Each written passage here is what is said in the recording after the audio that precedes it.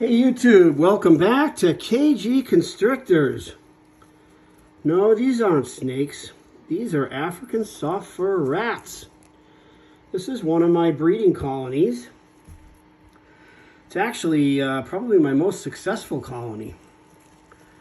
We have got 4 females and 1 male. And currently this is some of their babies here. There's about 7 of them in there. They're almost weaned. I just want them to get a little bit bigger. These guys always have something happening. As far as production, there's like 14 little pinkies that were born a few days ago that are here. I'm just giving the giving their tub a good cleaning here. So I keep them in Reptile Basics, the extra large tubs. This right here is it's basically wood pellets that are used for horse stalls, you know, for moisture absorption. So you get a big bag of these. They're like $6 or $7 at like your Fleet Farm or like your local you know, horse supply store. And I put this down, just a layer on the bottom. Then I'll take my substrate, which right now is shredded aspen, and I will cover the cage floor with that. If I sound a little muffled, it's because I'm wearing an N95 mask. When I clean these rat tubs, the dust and everything kind of bothers me, so I'm definitely allergic to rats and mice, but the African soft furs, not really allergic to them at all. But still, when I clean, there's a lot of dust and stuff that gets kicked up, and I made the mistake of doing it without a mask on once and felt crappy. So I'm wearing the N95. All right, so that's kind of what I do there. I clean this tub about once a week, and this pelleting under the bottom here, usually after a week, it's just like sawdust. So you just basically dump the whole thing in a bag and then give it a good cleaning. I use chlorhexidine, which is like a veterinary grade cleaner, but it's really easy to clean these tubs. So that is pretty much ready to go here. I'll also take some paper towels and I'll throw a few strips of paper towels in there. The rats like to use that. They make nests out of it, and sometimes they'll like push it up on the cage top to kind of like create like a barrier. Like they don't want me peeking at them, so they want to create like a little just a little form of privacy. So they do that, which is kind of cool. So now all I do is I take the top. So that's the cage right there. Locks on like this. You can get onto Reptile Basics and you can buy 2 of these for $99 plus shipping. $99 for the pair. If you go a little smaller, it's $89 for a pair of these, but you can see the difference. It's worth it. The extra $10 to get a lot more space. I actually ordered these 2 by mistake. I thought I was ordering the big ones and I wasn't paying attention, so I ended up getting the smaller ones, but the bigger ones are worth the extra money, and there's just a lot more room. So obviously the way these work is you put your food up here. There is usually a metal divider here. These guys chewed it, so I got rid of it. Because I have babies that are being weaned, I end up using a couple of water bottles. I use one, and I position it, especially as the bottom of the bedding gets kind of wet, or absorbs moisture, however you want to look at it. This kind of will raise up a little bit. So what I'm trying to say is I make sure that I have at least like one water bottle like this with a really long spigot, because what I want these younger guys to get the hang of it and realize when they start to wean, they're fine eating, food off the floor, but a lot of them, they're not going to drink. If they're not nursing from mom, they're not going to get any water. And I know at the early stages, I've had a few fatalities just because these little guys just don't have any water. So the most important thing as they're getting weaned is to make sure that they can reach a water bottle, and they get a hang of it pretty quick. So I went and I picked up this KT glass water bottle that has a really long spigot.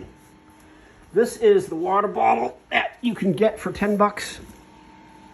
That comes from Reptile Basics. The spigot's not as long. So I'll usually kind of double up. I will do 2. And the idea is I want to make sure that the babies can drink water. And then once you see them drinking from the water bottle, and it's really hard for them to pick off the food through the hopper, so I throw some down in there. But once they're doing that, then as long as they're doing that consistently for a few days, I consider them ready to go. And then I will separate them and put them in another tub like this. So these are grow outs. I'm going to get a rack. At the moment I just haven't. This is basically colony 1B. So these are babies from the first colony, the one that the tub I'm cleaning behind me. And there's 10 females and there's 2 males. So I'm going to end up splitting this colony into 2. I kept those. These are grow outs. Those are grow outs. There's another colony. That's colony 1A. Excuse me. What I'm finding is the ones that I'm using for breeding tend to be from colony 1 as opposed to colony 2. So the colony 1 babies are healthier, they get bigger, they're just better as far as breeders go. So unfortunately, a lot of the babies from colony 2 are going to be grown out for food.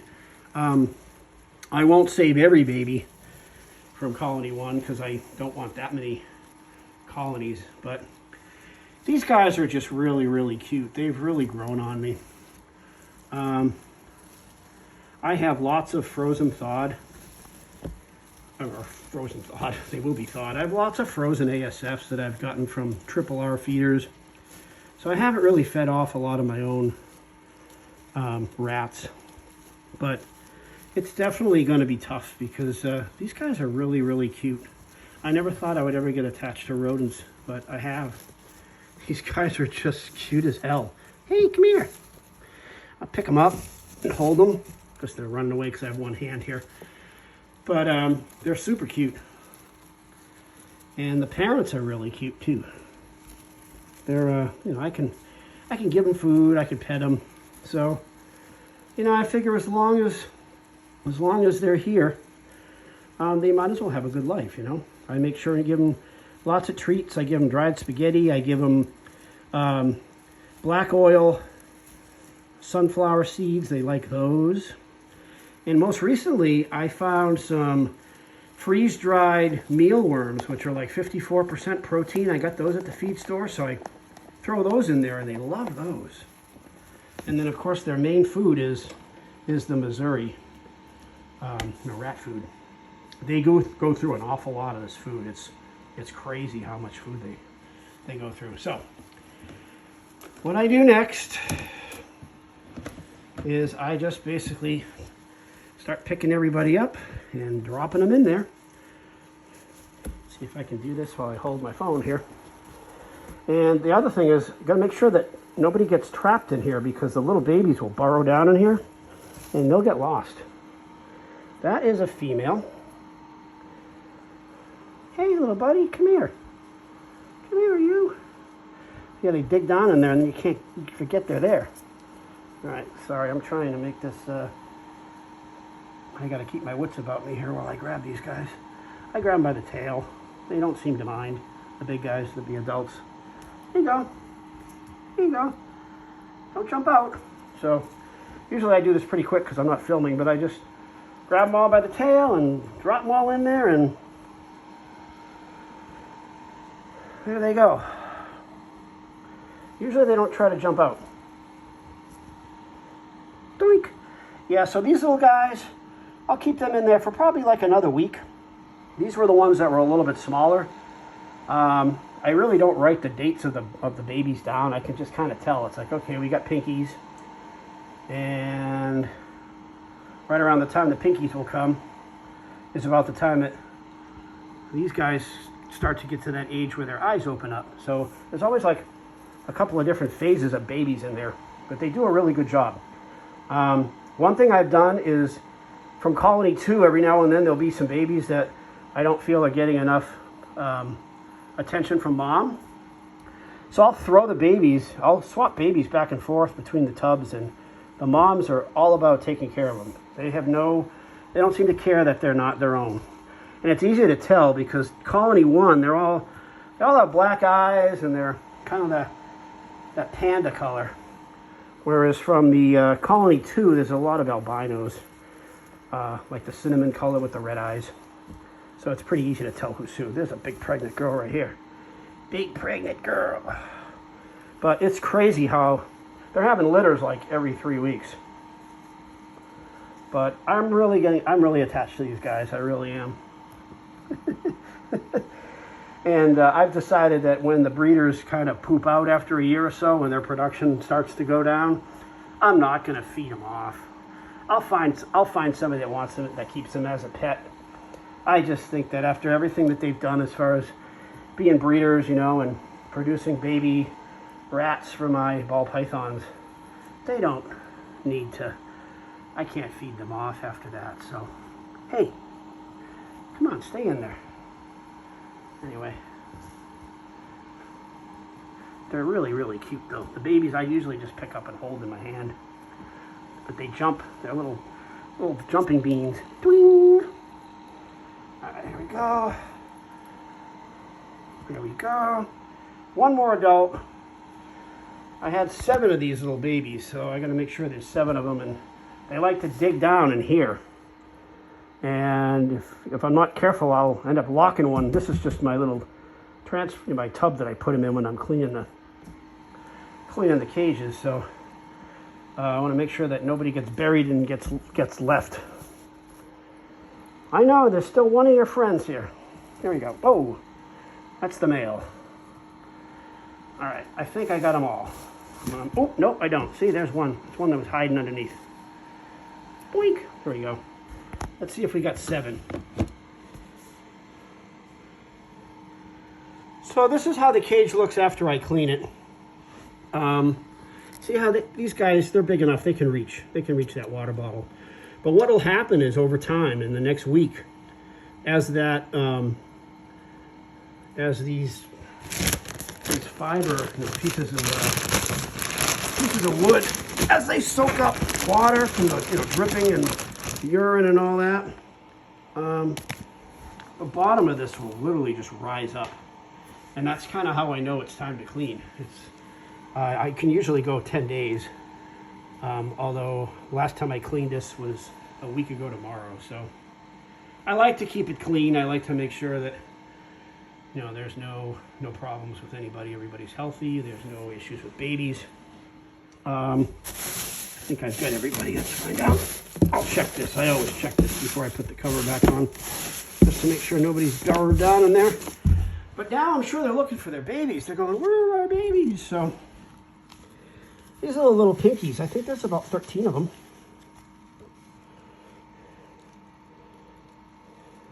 See, like that's a little one.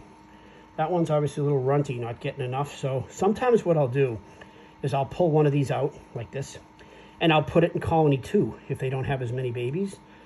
And I can tell which one it is because of the color. And then once it kind of starts to get a little bit bigger, then I bring it back over. So You can swap babies back and forth. The thing you cannot do, you cannot like take a male and put it in with another colony, and you can't put a female, an adult female, in with another colony, because they know that that's a rival thing, and there'll be fights and bad things will happen. What you can do is you can put like a subadult, like one of these little almost weaned babies. You can put those back and forth, and nobody cares.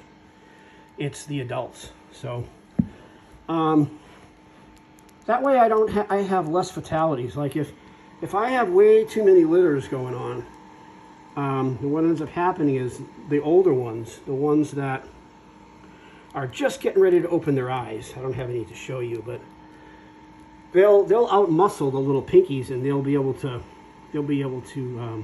get more milk than the pinkies. So I want to keep an eye on that and make sure that everybody is growing accordingly and growing the right way. So what I'm going to do now is I'm going to put these babies in there. The parents are looking for them. They know. So what I'm going to do is I'm just going to plop them in there. And they don't seem to care that, they don't mind that my scent's all over them. They don't look at me as a threat. Nobody's ever bitten either. I've reached in and tried to grab a baby, and a mom has kind of rushed at me and just kind of poked me with her nose, but has never tried to actually like bite me. As soon as I say that, watch, I'll get bit. I'm waiting for the right opportunity to drop these in. There we go. I know. They bounce. Yeah, that's your babies. I know. There they are. There they go. There you go. So that's pretty much a turnout for these cages. This is all I do. And they've got fresh food now. They got fresh water. They don't have any of the black seed yet. I'm going to go drop some of that in there, and I'm also going to put some paper towels. So what I do is I'll put the paper towels like this, and they pull them in. They enjoy like yanking them in. It's like a little game. They'll grab them and they'll start pulling on them. And sometimes what they'll do is like I said, they'll make like this little tent, and they'll cover this whole area. So it's like, if I have the light on them, they want to have a little bit more privacy, so they will use the paper towels, and they'll like make a tent just to kind of cover up. So there's a little baby there. It either walked out there or somebody moved it, but the moms will pick that up and move it back.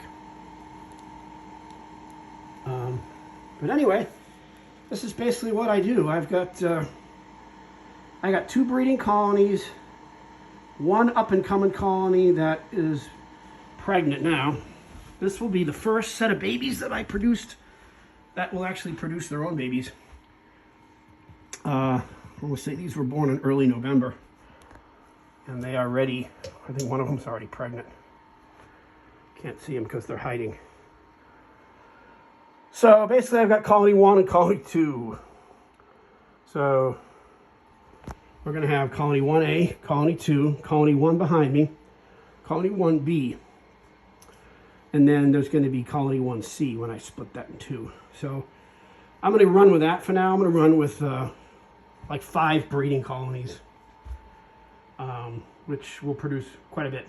So anyway, hope you enjoyed my ASF video. I'm trying to think what else I can tell you. I've learned an awful lot from other YouTubers, 46 and 2 especially.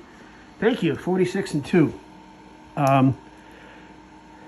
Hopefully we can meet someday at one of these reptile shows, but I really enjoy your channel, and yours was one of the first channels that I really watched as far as learning about these ASFs. And I want to thank you for helping my colonies become really successful. I basically started out with about, let me think, I don't know, 10 or 11 of these things that I got from a local reptile store in the area, and I just kept them, grew them up, and was able to pretty much produce my entire set of breeders here. So I got well-established colonies going, and so far so good. Yeah, you're going to lose some here and there. It just happens. You know, that's why they have so many babies. Pinkies are going to die. Some of the ones that are like crawlers are going to die. That's why I check the tub every day to do my best to make sure that nothing is dead in there, because it's just not healthy. Anyway, you can see they're really enjoying these seeds. These are called, get a big bag of these. They're black oil sunflower seeds, and they're really, really healthy for these guys. So I give them quite a few of these a week. They tend to love them. So anyway, I hope you enjoyed the video. If you got any questions, go ahead and post your comments below. But I'm really enjoying breeding these guys. They're something else to take care of, and they're super cute. And for people who are allergic to rats and mice, these guys do not smell. They have virtually no odor. People will come over and they'll have no idea that I've got all these ASFs in my snake room. And I don't sneeze, and they don't give me like an allergic reaction. I just got to be careful when I'm doing the cleaning, because this aspen is dusty, and so is this. It says it's dust free, but when it gets all mixed with urine and it's all, it's a big mess, and you dump it into a trash bag, it's going to be dusty. So that's why I wear an N95, because I don't want to inhale all that crap. So, all right. Well, thanks a lot for checking in, and we'll see you next time.